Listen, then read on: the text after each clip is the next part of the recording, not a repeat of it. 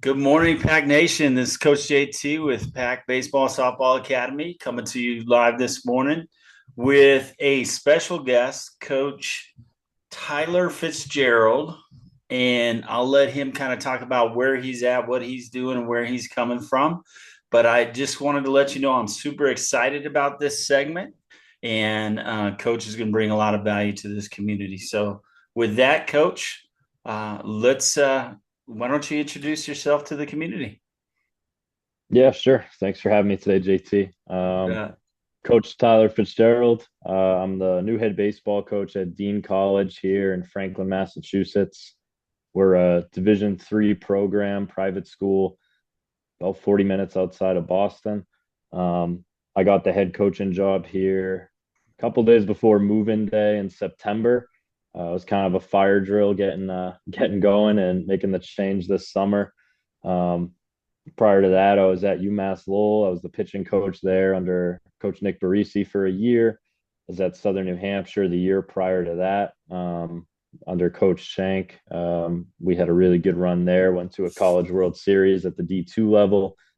And then I spent 2 years at my alma mater, Keene State College, under Coach Justin Blood, and took over a program that was scuffling for a little bit and brought in a pretty big freshman class that ended up hitting on a lot of guys and was a piece of helping bring in some of the right players and people to that program to help turn it around. And, straight out of college, I had an opportunity to work in the San Francisco Giants organization. And so been at every level of baseball from pro ball, D1, D2, D3.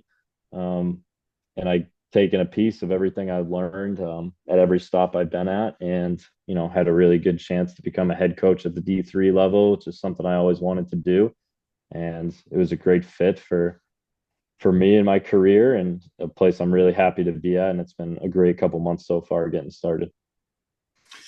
yeah, starting right before moving day. We talked about that when we were on the phone the other day, and that can be challenging. Yeah, I mean it's definitely a challenge, but being a first year head coach, I know no other way. And it's all the same to me, so it's no surprise. Nice. So with you coming in so late in the game, did you have a hand at all in the recruiting process for the guys that you're working with right now?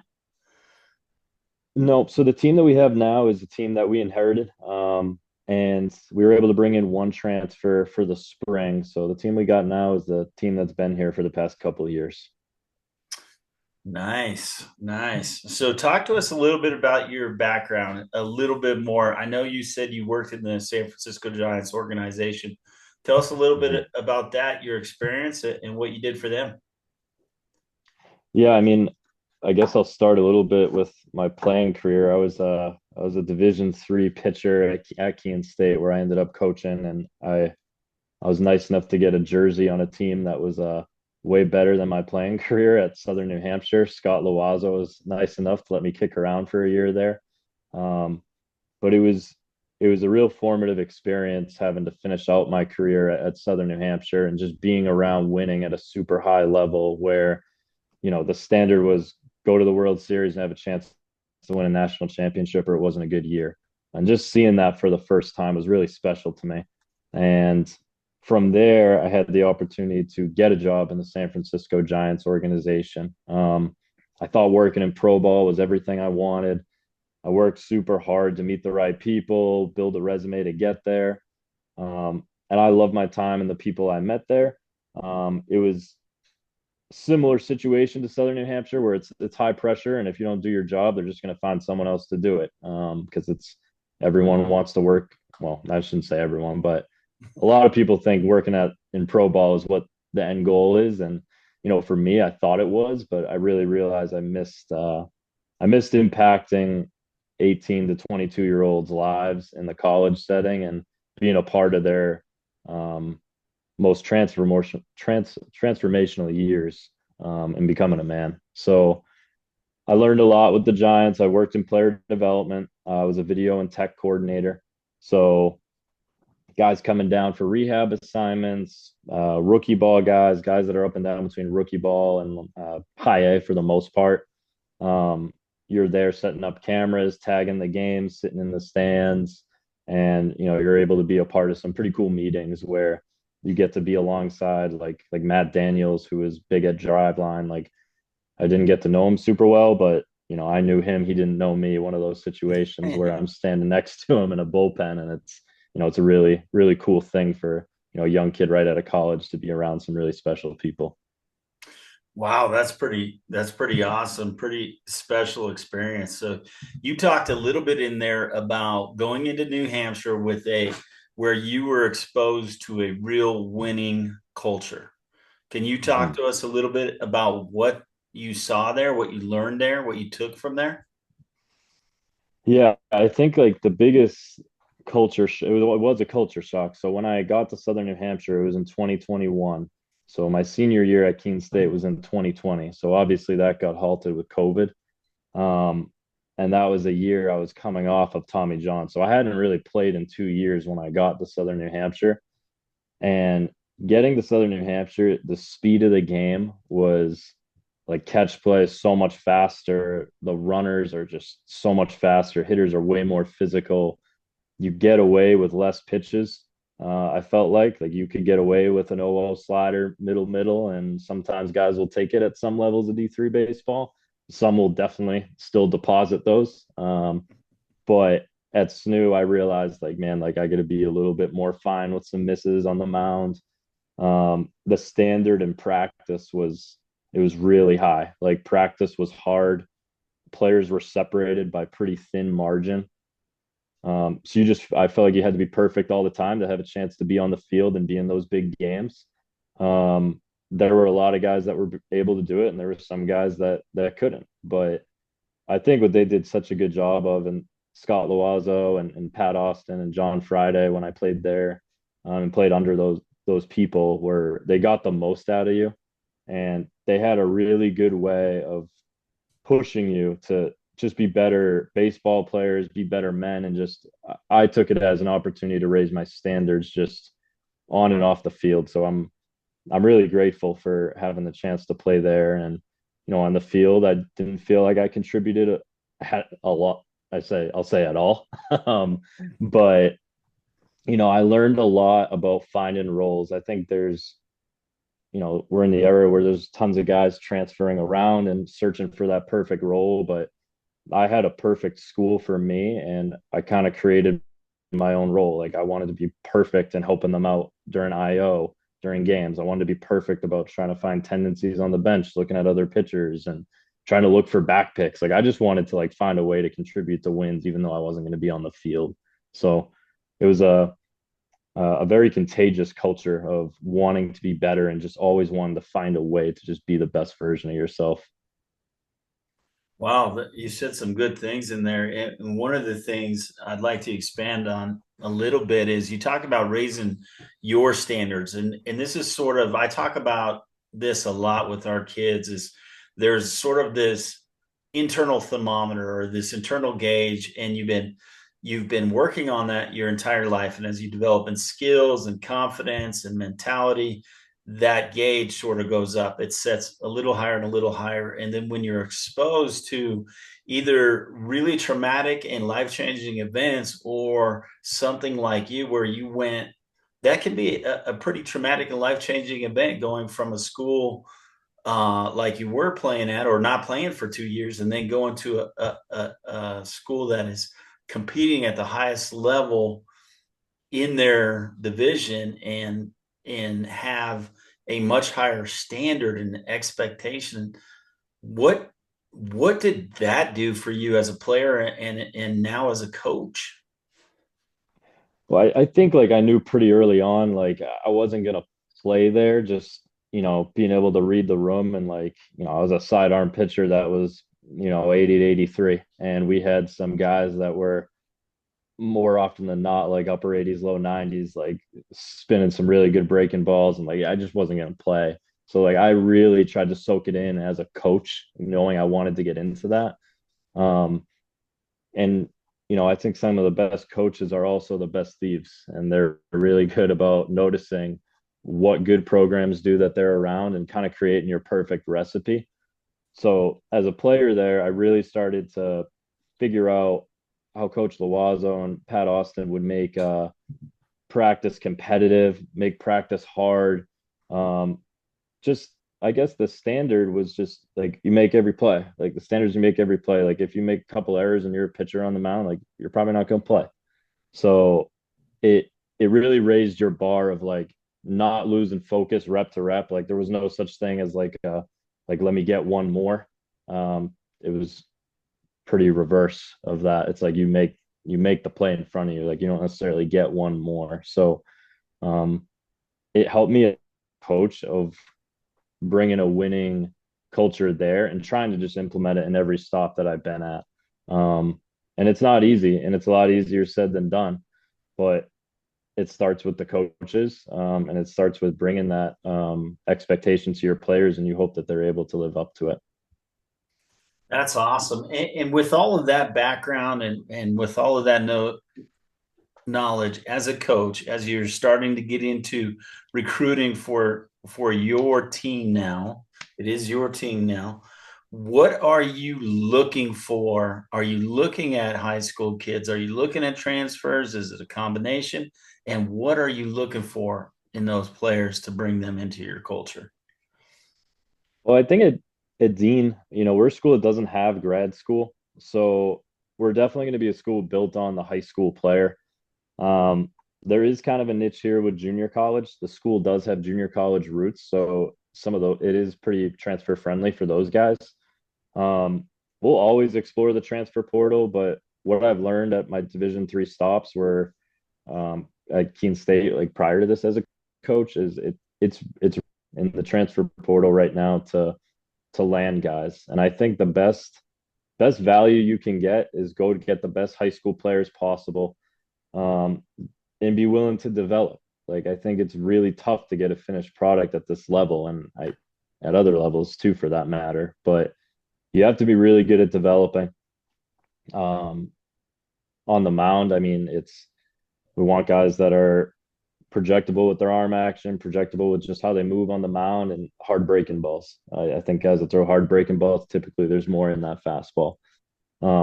In the field, like we just want athletes. Like we're going to be a team that we're going to have a handful of shortstops come in every single class, and only one of them is going to play shortstop. So chances are that's going to become our third baseman, second baseman, outfield, and I think recruiting up the middle stays pretty consistent for us here. Like we like to recruit athletes that can play multiple positions.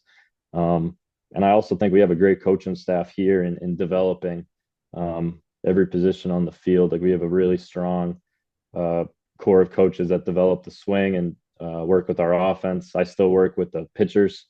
I don't know if I'm willing to really give up working with the pitching staff quite yet. Haven't been a pitching coach everywhere.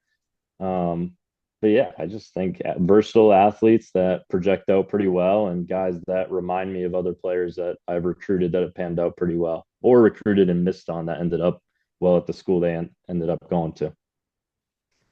Very cool. So when you're looking for these high school players, are you looking for at their physical structure too, like how big they are, how heavy they are, how well developed they are? Because I know some of these boys are going into junior college to get some more of that size and experience in college. What what are you looking for in that high school player specifically physically?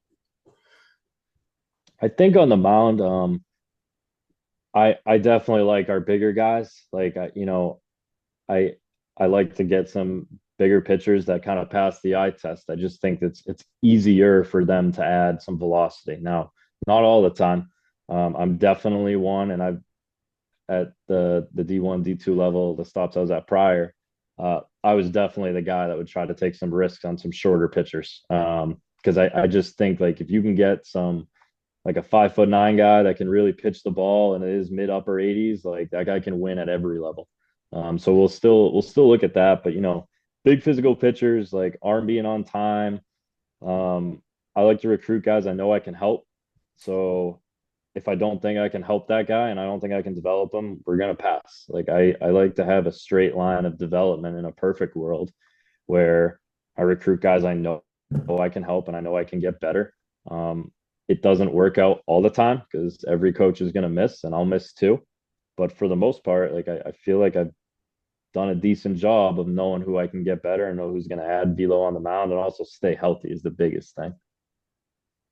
Those are all awesome points, Coach. And one of the things I kind of picked out of there is, and I wanted to ask you more about, is when you're looking at these guys and you're saying you can project their development, are you looking at their mechanics or their mentality, a little bit of both?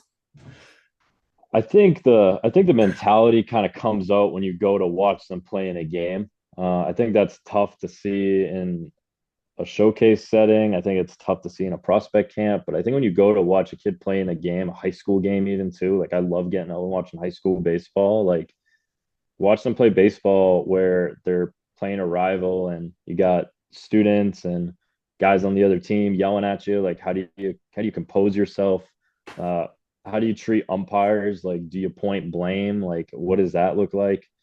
Um, yeah, I like to figure out the mentality piece there, and then the stuff and the ability side, like the mechanics can tell you a lot. Like there's definitely a few big checkpoints like we look for in pitchers to say he does X, Y, and Z.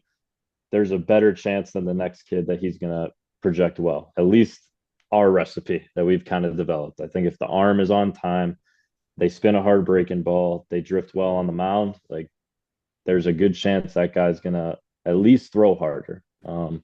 I think something that we look a lot for too is the ability to throw strikes. I think being able to throw strikes is really hard to teach.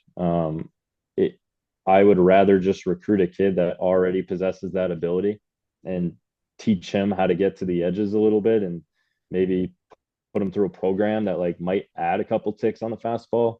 But like a guy that throws strikes is really valuable here, especially at the D3 level. Yeah, I love that kind of you. It sounds like you put a little more emphasis over accuracy over speed. Yeah, I mean, I like a blend of both for sure. I don't know how many 75-mile-an-hour righties we're going to recruit here. Truthfully, the game is just it's too good right now. Like Yeah. again, like going back to the beginning, like we got put together in September and we ended up with what we believe to be a really strong class. And a lot of the pitchers we have are at least 80 miles an hour. And I think that's it's a good benchmark to reach for as a person looking to play Division 3 baseball. I mean, there's going to be people that might tell me otherwise, but I'd say the consensus up here with like the really good programs, a lot of their arms are coming in at least 80 miles an hour, and the really good ones they're getting those mid to upper 80s guys. But I love that. I love that. And what I want to do is take it backwards a little bit. So if we've got a freshman going into high school and he wants to be a pitcher and he knows already he wants to pitch at the college level, what are your recommendations? Because I know when I played, I went to high school, I played high school ball, I trained on my own. Outside of that, that was it. Now we've got travel ball and clubs and specific pitching coaches and all of this. What are your recommendations for a freshman coming into high school who wants to be a pitcher at the collegiate level, maybe even at your school or at in your division? What do you recommend that freshman what do you recommend he does for development over the next 4 years? I mean, I'm still a believer in playing multiple positions. I think like the guys super early on, like if you get those like top percentage pitchers that are going into high school, like you're a freshman and you're already like projecting out to be like a power four type arm, then like I'd say like that's okay to like start like specializing. But those are like, the few percentage guys. I think playing multiple positions is a really valuable thing. I think you learn a lot about your body and how to organize your body, swinging the bat, playing shortstop, playing the outfield. So I definitely encourage it. You see a lot now of like pitchers playing athletic catch. Like that's a pretty big trend right now. And I love it. And I think that you're basically doing that. If you play multiple positions, your whole high school career. And the only reason you start doing it when you become a PO in college is because you stop doing it from high school to college. So I think keeping the athlete athletic for as long as you can is a good thing. Like I don't really like putting guys in a box super young. There's some that do it that end up really good, and that's great. But generally speaking, I'd prefer a guy that does plays multiple positions at least in high school. Yeah, I can imagine. It's kind of like when you said when you went to New Hampshire and you were looking for a way to contribute to the team. If you're a more well-developed overall athlete, maybe Hmm. even playing another sports. Because I remember when I was in high school, a lot of our outfielders weren't required, but they did run track. I wasn't an outfielder, so I didn't know exactly what that dynamic was, but they all ran track. Hmm. And it seemed to help them a lot. I mean, they were all super Hmm. fast, could cover ground, and had very good technique. What are your thoughts on that? And is that kind of where you're going with this, developing the overall athlete? Yeah, I just think it's the best way to figure out who you are as an athlete. And we're still going to recruit the guys that are POs in high school, and they come here and they know they're going to be POs. Like, don't get me wrong, and we have plenty of them coming in that I'm super excited about. And we have guys on the team now I'm super excited about that are just pitchers. But I just think if I'm a high school kid, I think that there's a lot to learn playing other sports too, kind of what you're saying. I think, like the track, the basketball, hockey, football, whatever it may be, I think it does help you in your development. Um, a lot of the times, like, your shortstop, even at this level, I bet you if we put a shortstop on the mound, he's probably going to throw strikes and probably be all right throwing a breaking ball. Like, I think there's a lot to be said about learning how to throw from other positions, learn how to organize your body, like I said. Multiple positions, multiple sports. I don't think it's ever really going to hurt you. Cool. Very cool. So, as we're sort of on the backside of this interview, Coach, tell us a little bit more about Dean College and what you're Sure. doing, what you're looking for in a student as well as the athlete. Yeah, so Dean College is a small private school right outside of Boston, like I mentioned. The commuter line that takes you right into downtown Boston comes straight into campus. So you're about a 40-minute train ride straight into the city. Close by to Providence, Rhode Island, about 30 minutes away from there. The school itself, it's a small school, like we're right around 1,000 kids. Um, have indoor cages, a varsity weight room, a turf multi-purpose field we'll use for practice, and we have our own baseball field with cages out at the field as well. Um, we got just about every major outside of STEM, I would say, like those STEM related majors. Like we don't have engineering or anything like that. Um, I think what we're looking for here are guys that do a good job in the classroom, because if you do a good job in the classroom, like those habits more often than not carry over to the college level and it'll never be an issue. Um, I also believe that the higher GPA guys out of high school, they're going to get way more money off. Like we are a private school, so it is going to be expensive to come here. So don't really waste our time with guys that have poor grades, because unless they come from a ton of money, they're just going to pay a lot to go here. So I'd like to spend my time with the guys that are good in the classroom, good on the baseball field. I think if you're good at both of those things, chances are you're going to be a kid to have success here. And we're going to spend a lot more time on baseball than anything and developing the person.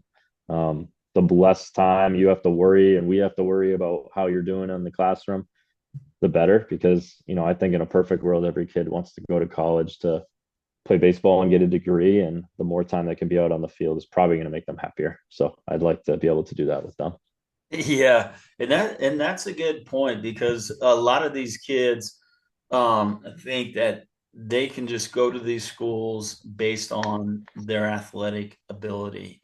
And I go and I talk to these freshmen, these incoming freshmen a lot, and I say, look, right now you're a young kid.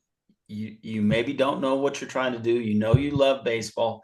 If you have any idea that you want to play baseball at the next level or you want to do something and produce value and have a good life, you should probably focus in a little bit on your grades and those study habits. Because if you create those good study habits in the classroom, what I found is you create good study habits on the field and at home in regards to development, because a lot of that player development, especially at those younger ages, happens at home. It happens outside of practice. It happens outside of the games, because as coaches at that level, it's tough to, if we have 186 kids coming out for our four levels at the high school I coach at, it's very tough for us to give a lot of individual development. It has to be group stuff. And then you have to go home and you have to work on your things individually.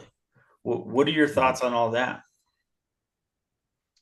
Yeah, I mean it's a lot of time. Like we do a I stole this from Coach Barisi. We do a practice subject every single day. So like we'll go into practice and we'll have like just just be a quote or something. And the quote yesterday was talking about the difference in hours that a college freshman right now has built up in practice time compared to the college senior and the hours that they're going to graduate with playing the game. And it's the difference of nearly 1,000 hours. So talking about playing catch up with that, and like you need to put in like time off the field, and if you don't take care of business in the classroom, you're not going to be able to put in that time to play catch up because you're going to be in the library or study hall having to take care of business in the classroom. So the guys that get it done in the classroom, it's one less thing you have to worry about, and it's also compared to the next guy, like they're going to be able to be in the cages while you're worrying about meeting with professors and all that stuff. So it those habits just transfer over everywhere in life. I've said to every single kid I tour, like I want guys that are good at everything they do. I want them good in the community, good in the classroom, good on the baseball field. And if you do at least two of those three things, good in the community, good in the classroom, like you're here because there's something that makes you a good baseball player. And we bet on you for some reason. So I think those habits really trickle and carry over into a lot of areas of life, including the baseball field. I love it. I love it. And we at Pack Baseball and Softball Academy, obviously we deal with softball and we deal with baseball. And there's a very different dynamic when it comes to leaving home and how far you travel. Can you talk a little bit more about the community that your school is in, how that looks for a new kid coming in? Because you're talking about a 17, 18-year-old who's going to be away from home for the first time, Mm-hmm. usually.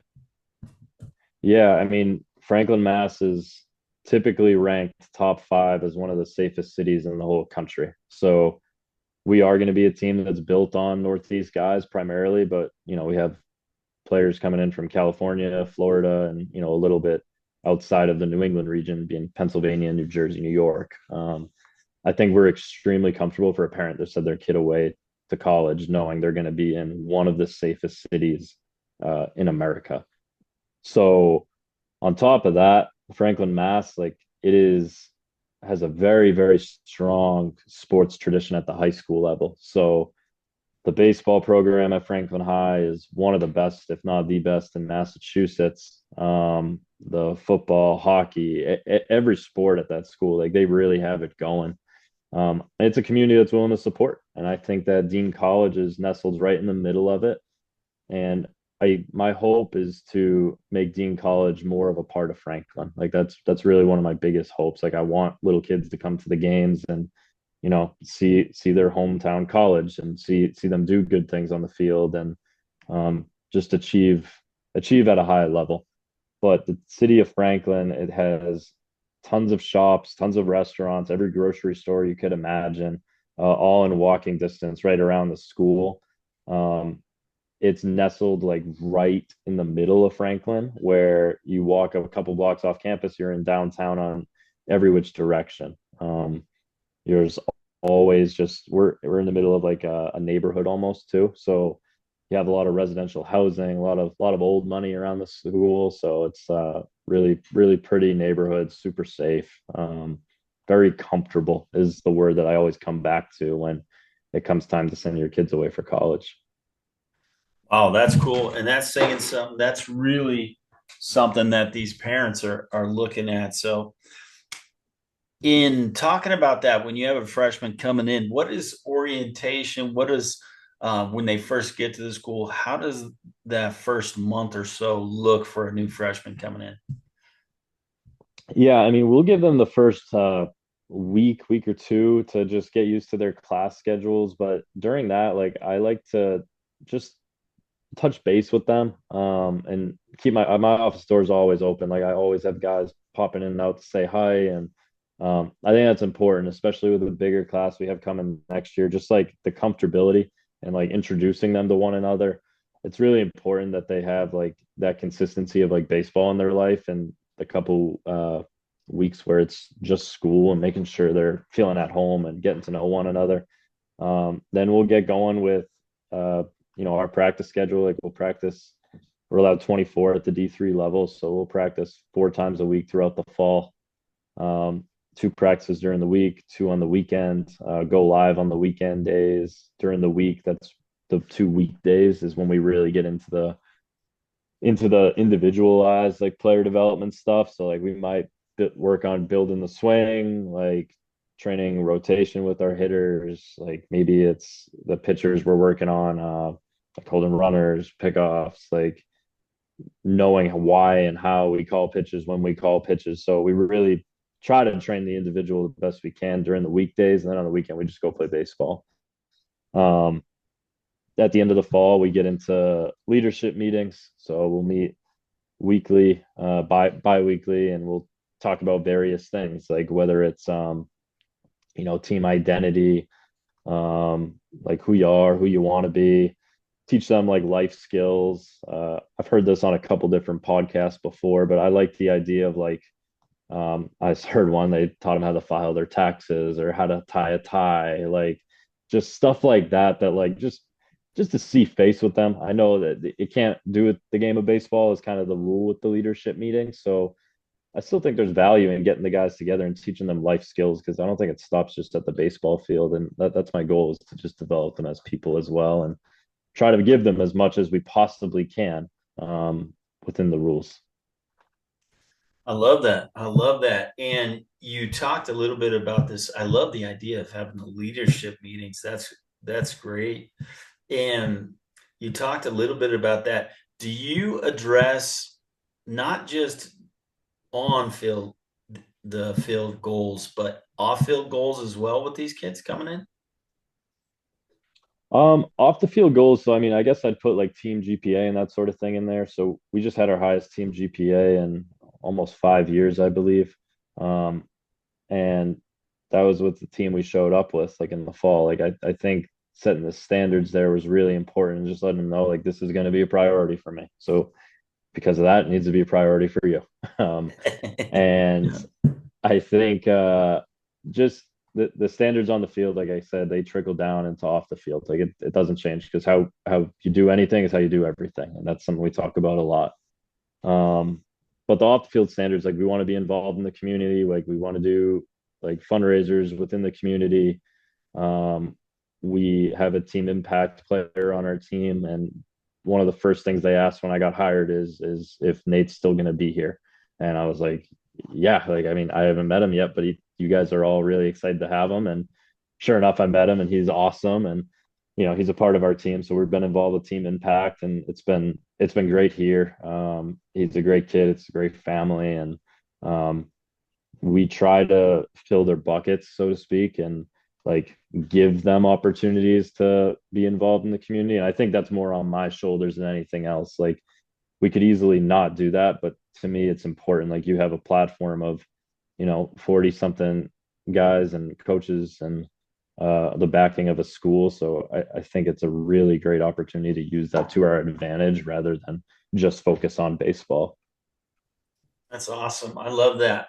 And we're kind of nearing the end here, so I want to ask you, can you share with our community one story of impact or sharing or community service, one story, one kid that sticks with you that really makes your coaching experience worth it? Because it's a lot of work to be a coach at the college level. Yeah, that's a good question. Um, I can give you a good story of like probably one of the cooler things that's happened in my career.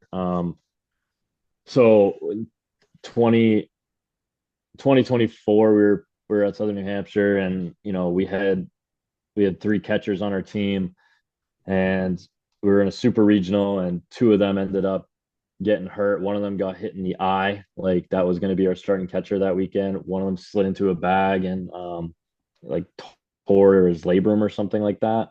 So we had our third string catcher who hadn't really played a whole lot. He had an awesome attitude the whole time, and really good defender, hadn't really been having his way at the plate that year.